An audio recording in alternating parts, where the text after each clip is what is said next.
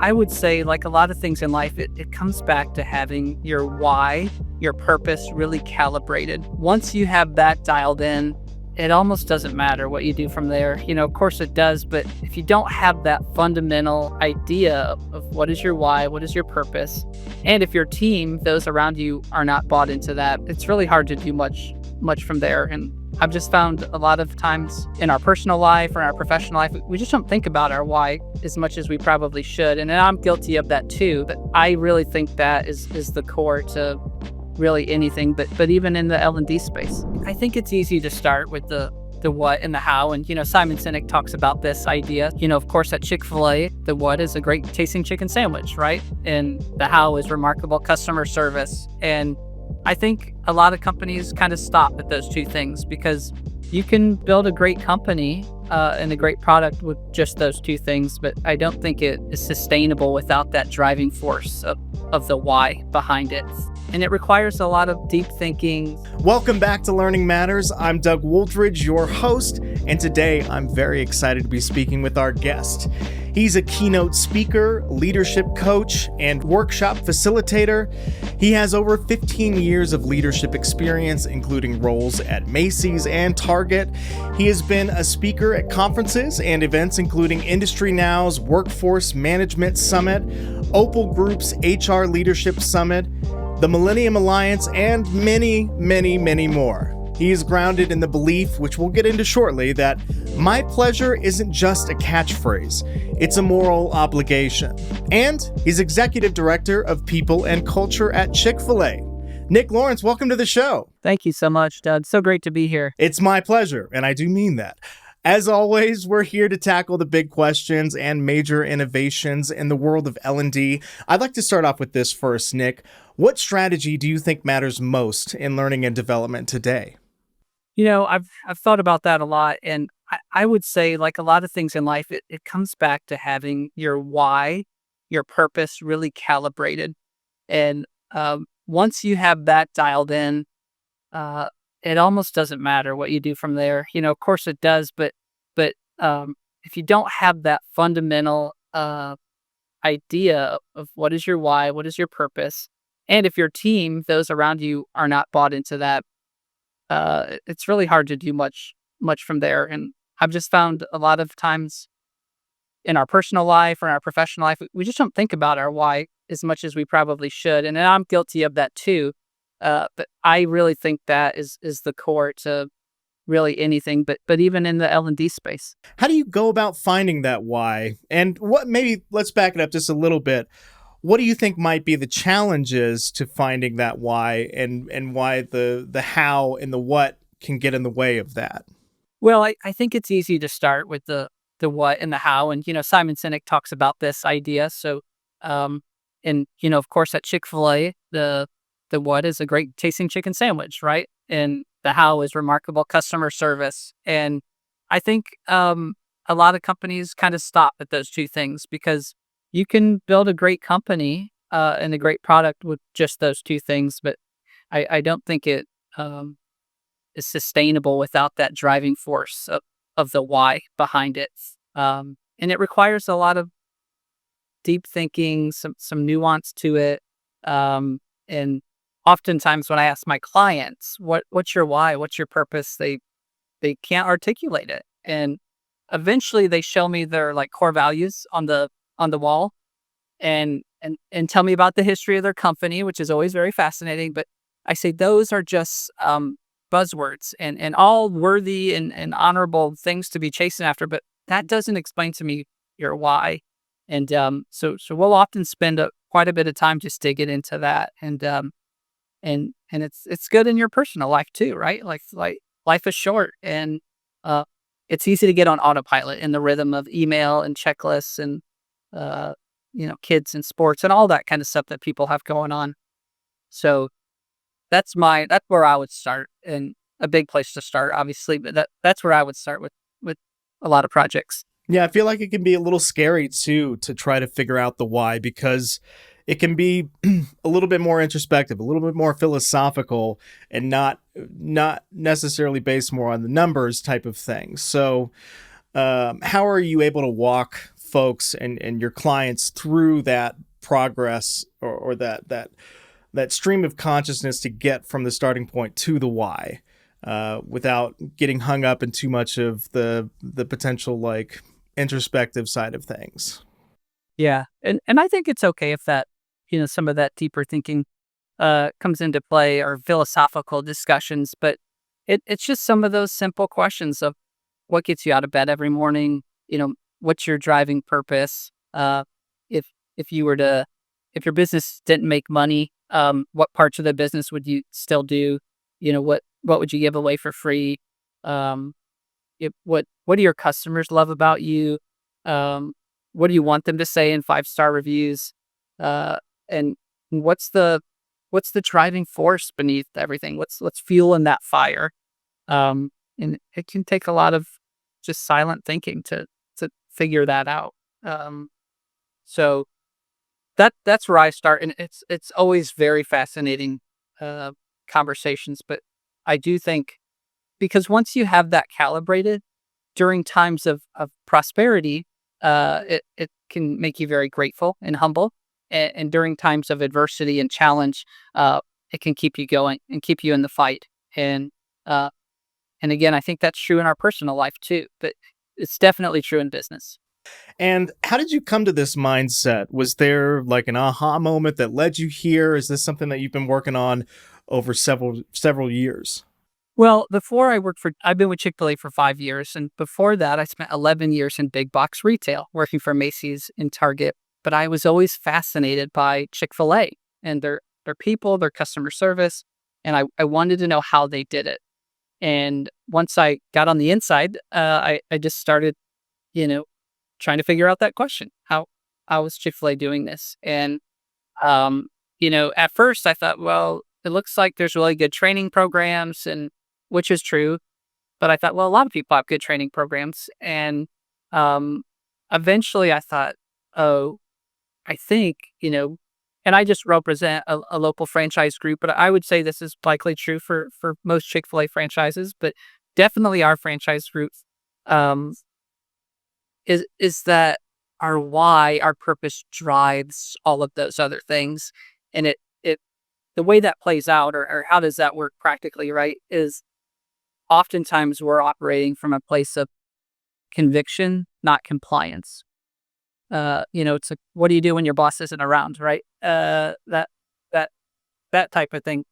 Um, so, and the way I stumbled upon this was that as I started giving keynotes, I was just talking about the what in the how, and I thought, well, there's got to be something different, right? Because a lot of people are doing something similar across all industries. And then I kind of remembered, oh, our corporate purpose, and our mission statement, and just that fuel to the fire. Um, and then, I stumbled upon Simon Sinek's video, and of course he thought of this, 15 years before I did. But um, again, the concept is relatively simple, but like most things, putting it into practice, it becomes very difficult. And your organization, how are you demonstrating the ROI of learning to your stakeholders? And kind of on the opposite side of that, how are you really getting buy-in and retention from your learners that are taking the training? Well, and again, I'm speaking on behalf of our local franchise group, but we get, like most companies, we have so much data, and we can get analysis paralysis pretty easily. So we're able to take data from our guests, our customer, whether it's satisfaction surveys, or feedback we get in the restaurant, and show that to our internal stakeholders. Here's the results of these training programs, or learning programs, and the effect it has on sales, profit, guest experience. Um, and when you see the data, it's hard to argue with it. Um, I would say so. I think that's one way, is what's the end result for your client, which in our case is our customer, our guests that dine with us every 6 days a week, right? So I think that's really the case, and um, sometimes I think it can be easy if behind the scenes in a strategy meeting, you make a decision, you go with a vendor, and then you're kind of trying to talk yourself or talk your team into it. And so I would start with the end in mind, which for us is our guests that again is dining with us. So I think that is the critical component, at least a great starting place. Yeah. And what top trends are you most excited about in our industry right now? Yeah, of course, AI is the big buzzword. I do think technology continues to play a critical role, but we're trying to be very careful about how we balance that in a very people heavy, service intensive, setup like we have at our Chick-fil-A franchise group. And then I do see, and this started to really ramp up after the pandemic, and I see a trend, which is great to see, in this leadership development or just emotional intelligence development in their people. And I think as we continue to fight for talent, the talent pool is shrinking. Um, as we continue to fight for talent, uh, especially this younger generation, you know, the data shows that compensation alone is not the primary driver. They want their their bucket, their purpose to be filled up at work, which makes total sense, right? I spend most of my waking hours at work, so it would make sense that that I'm learning and growing and getting fulfillment for it. So I do think there's a trend there in the companies that are focused on those things. I do think we'll win the day with the labor market. Well, and I think that's where what you're talking about earlier, where the personal side of the why comes in. Why are we sticking with this corporation? Why are we continuing with our potential ladder rung grabs in this corporation? What what does it make us feel when we go into the office or go into the restaurant? And I think that's something that we should all really take into account. That the younger generation definitely has really locked down a little bit more so than the older generations. But I think the rest of us are catching up. Yeah, yeah, for sure. Is there a new project or initiative that y'all are working on that you're most excited about this year? For me personally, in January, I launched what I call Lawrence Leadership, that my kind of formal coaching and development and consulting side of things. And really, that was born out of my own curiosity about Chick-fil-A and leadership development and great customer service. And after being with Chick-fil-A for 5 years, I've had enough people say, "Hey, we'd love to learn from what you've learned, not only Chick-fil-A, but just my past big box retail experience." And um, I I finally thought, you know what, I think there could be something here where I could help more people. So again, I launched that in January, and that's been really good. And people will say, "Are you looking to leave Chick-fil-A?" I'm not. This is kind of a a passion project on the side. So I'm kind of selective. I only take a few, 2 or 3 clients a month that I feel like I can. That's what I do on Sundays. I can spend time working on that. A very exciting endeavor, and it can be scary, but I imagine it's incredibly fulfilling at the same time. Most of the folks I work with are actually outside of the restaurant industry, which I find fascinating. Oh, cool. And Yeah. at Keeps the it end of the day, keeps you on your at the toes. end of the day, oh, go ahead. Keeps you on your toes, Yeah, right? and Yeah. at the end of the day, it does keep me on my toes. Um, and regardless of industry, people are trying to figure out how do they take care of their people, how do they take care of their customer. And I think I've learned a thing or two over the last 16 years about how to do that, and it's fun to get to share that with people. Do you find that certain industries have similar issues getting to that why, or is it just kind of across the board where everybody needs just a little bit of a push and a little bit of time to reflect truly on that why? Yeah, I think most industries just need a push or need a reminder or need really what they need is space and time to think about it. To just slow down and do that.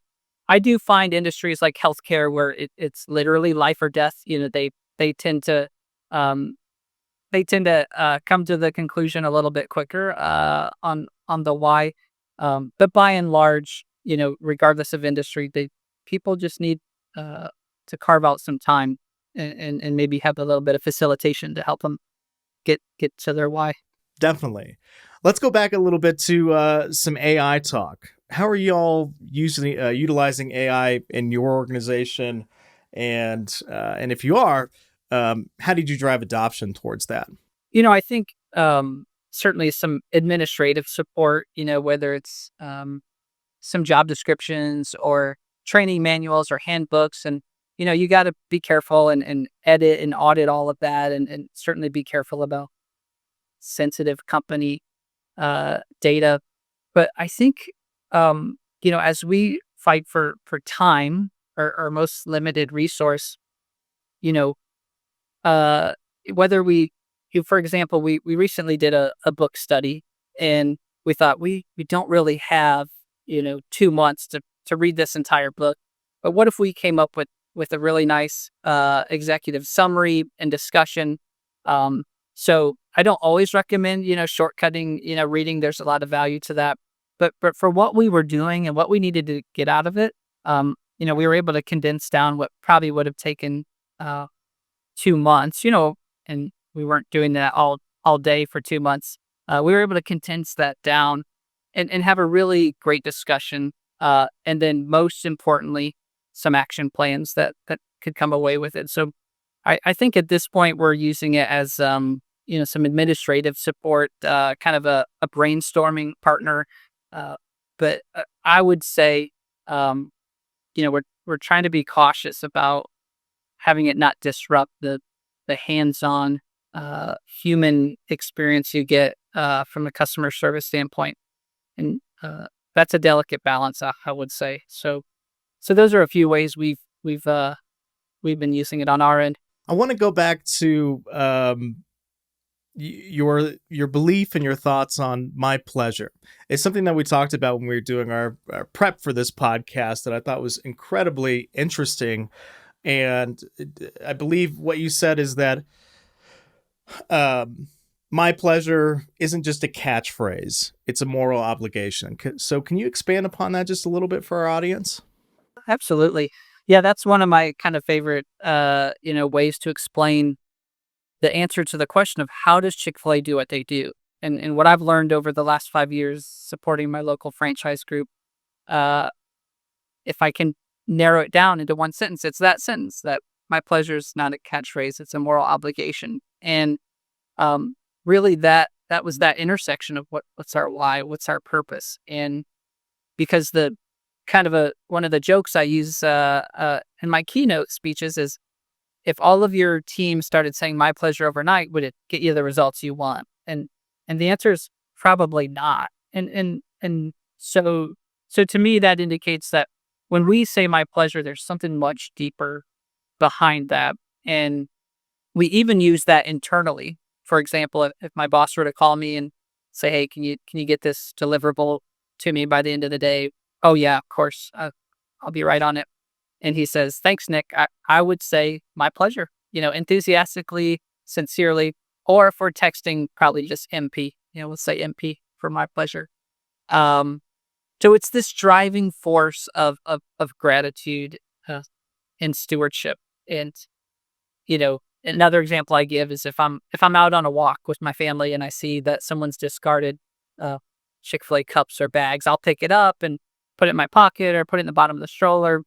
And I just can't stand to see the brand kind of discarded in that way. And at first my wife was like, "What, you won't even pick up your socks at home, but you're picking up this this uh this rubbish." So I think um that one sentence really does capture some of the that magical question I had for 11 years. How does Chick-fil-A do what they do? And uh there's just this much deeper meaning or intensity behind that magical phrase of my pleasure. I think that's incredible. I really, it touches the human part of what makes the service industry such a special industry in that you know, kind of similar to the healthcare industry, the client, the purpose is the person experiencing uh, either the food or just the ability to take your family out and get a incredibly affordable meal all together and have an experience. And at the end of the day, not only are you full, you also feel fulfilled, and you're like, "Ah, this is why we keep coming back." So I think that's incredible. I'd like to kind of switch things a little bit to hear more about you, Nick. Where do you come from? Take me back to little Nick days. How did you end up here as the executive director of people and culture at Chick-fil-A? I'm from Northern Indiana originally, and didn't move too far south. I'm based out of Indianapolis now, uh, but stayed local. Went to Indiana University, got a business degree from their Fort Wayne campus, and I really just wasn't sure what I wanted to do in life. So worked at Macy's during my undergrad, selling shirts and ties. Uh, After graduation, went on to work for Target. Two great companies, by the way. Learned a lot there. Um, had some really phenomenal mentors at Macy's that presented an opportunity for me to come back and rejoin their organization. That's the thing. If you find a color that looks good on you, you gotta go with it. It's a lifelong commitment. Even though I don't know what I want to do necessarily or what the future holds, because none of us do, I knew that if I did a really good job in my current role, it would open doors in the future and never burn bridges. That's kind of another thing that uh, I learned, and just to genuinely be curious about other people. I think Zig Ziglar. I'm going to give him credit. I think he said you can get anywhere you want to go in life if you help enough people get where they want to go. And I think that kind of mantra has really, yeah, stuck with me, um, and it's totally true. And it took me a while to fully embrace that because I think, especially when you're younger, you're kind of trying to figure out who you are and you know use your gifts to advance the corporate ladder, fill your bank account, or get a bigger house or whatever. But it's actually much more fulfilling and rewarding to help other people get where they want to go, and in turn they kind of know people who can help you, or they themselves can help you. And I've seen that play out just in scenarios with people I know. If you could go back in time and have a discussion with yourself, let's say 22 or so, what advice would you need to hear at that point so that you feel comfortable taking the dive into a career? Yeah, I would say that for me, one of the biggest lessons and I continue to learn, but I learn is that sometimes the costs of winning is so great that you actually lose in the end. That the map isn't there in your favor, or it's often stated, you won the battle, but you lost the war, that kind of thing. And or just because I can win an argument doesn't mean I need to. And as I've gotten older and more mature in my leadership journey, I've just been able to weigh out, when why am I fighting for this, and is it worth it? And I just didn't know that when I was younger, right? Um, I heard someone say that wisdom is the thing we gain right after we needed it. So, as you make mistakes in life, you gain a bit of wisdom over time. And so I think that's the advice I would probably give myself at, in my mid-20s. There you go. Well, thank you for that incredible insight. Before I get you out of here today, where can people connect with you? Yeah, I tend to be fairly active on LinkedIn, so that's the best place. I think I'm under Nicholas Lawrence on LinkedIn. Send me a message. Would love to chat with them, and if they're in Indianapolis, lunch is on me. Oh, all right. Well, we will put that link in the description. And you know what? I'm hoping that some of our audience is gonna keep those feet to the fire to make sure that promise is fulfilled. And thank you so much for this incredible conversation, Nick. I really appreciate you coming on the show today. Hey, it has been my pleasure. There you go. And thank you, listeners. If you learned something today or had a laugh, tell somebody about the show. And this has been another episode of Learning Matters. As always, like and subscribe wherever you get your podcasts, and do not hesitate to reach out to us here at TTC Innovations for any and all of your training needs. See you next time.